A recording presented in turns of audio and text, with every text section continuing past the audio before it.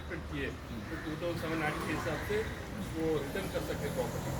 ऐसा अगर नया महीने में हम डीलर में कम से कम एक 2 घर को बच्चों को खाली करके और रिटर्न प्रॉपर्टी वापस करके उनके माता पिता के नाम पर करें सर। उसका नेक्स्ट रहेगा असिस्टेंट कमिश्नर रहेगा एस ऑफिसर, उसके बाद DW के रहेगा।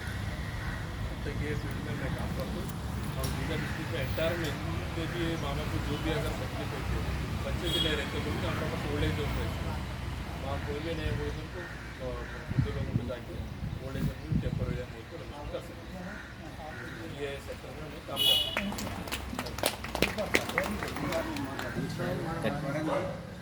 పీస్ ఫర్ ఆర్గనైజేషన్ సెప్టెంబర్ 30, 2000లో రిజిస్ట్రేషన్ చేసింది.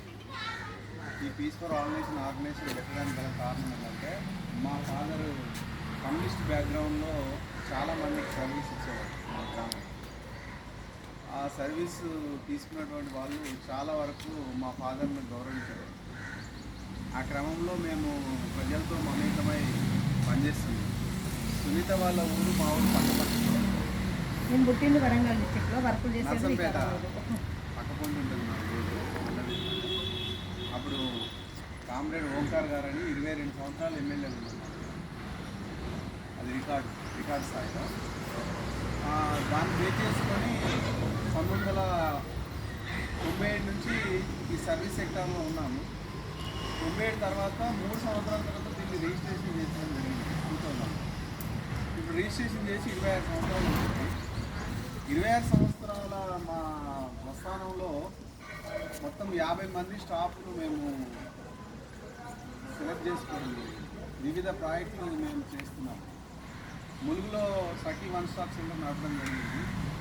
తర్వాత అక్కడ ఈ ఉమెన్ అండ్ చైల్డ్ దాని మీద ఈ మహిళల యొక్క కౌన్సిలింగ్ సంబంధించినటువంటి ఇష్యూస్ కానీ ఆడ వాటి ద్వారా కూడా కొంత మేము సర్వీస్ చేయడం జరుగుతుంది. తర్వాత మై డిస్ట్రిక్ట్ మై ప్రాజెక్ట్ అని భూపాలపల్లిలో ఈ కర్ణాటక నుంచి మైగ్రేట్ అయినటువంటి కొన్ని కుటుంబాలు దేవాంగ కమ్యూనిటీ అని ఉంటుంది, అది కాళేశ్వరం దగ్గర ఉంటుంది. వారిని మైగ్రేట్ అయినటువంటి కమ్యూనిటీ అని చెప్పేసి ఈ గవర్నమెంట్ వాళ్ళు వారిని ఎవరిని కూడా వీళ్ళను పట్టించుకోకుండా ఉంటున్న క్రమంలో అక్కడ నబార్డు DDM గారు చంద్రశేఖర్ గారు మరియు ఆ లోకల్ DDM రవి గారు మాకు చెప్పి మీరు టేక్ ఓవర్ చేయండి సార్ ఆ స్టేట్ను ఆ డిస్ట్రిక్ట్ని అని చెప్తే మేము టేక్ ఓవర్ చేస్తే దానికి ఫండింగ్ 25 లక్షలు ఇచ్చారు. 25 లక్షల్లో మేము అక్కడ ఉన్నటువంటి ఆ దేవాంగ కమ్యూనిటీతో ఈ ట్రైబల్ ఏరియాలో అంటే ఫారెస్ట్లో దొరికేటువంటి కకూన్స్ ఉంటాయి.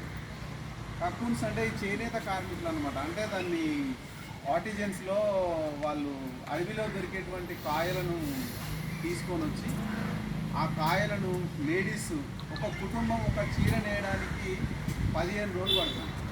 ఈ తొడ మీద దారం తీస్తూ ఆ చీరలను కాళేశ్వరం వస్తున్నటువంటి వాళ్లకు అమ్ముతూ ఉంటారు. అప్పుడు వాళ్ళ యొక్క మార్కెట్ అనేది చాలా తక్కువగా ఉండేది. ఆ క్రమంలో వాళ్ళ కుటుంబ పోషణ అనేది చాలా ఇబ్బంది ఉండేది. మేము టేక్ఓవర్ చేసిన తర్వాత వాళ్ళకు మేము అడిషనల్గా ఏం చేసామంటే డాబీ అండ్ బూటా